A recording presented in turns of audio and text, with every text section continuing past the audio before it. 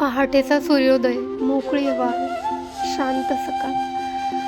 हे गावाकडचे मिळालेलं निवांतपण आणि पक्ष्यांचा आवाज मनाला इतकी शांतता देतो की सांगूच नका. घालवलेले दिवस ताईच्या त्या गोड मुलांसोबत, त्यांची मस्ती, त्यांचं हसणं, सगळंच आता आठवण बनून राहणार. त्या छोट्या पावलांसोबत खेळताना दिवस कधी गेले कळालंच नाही. वेळ कसा गेला कळलाच नाही.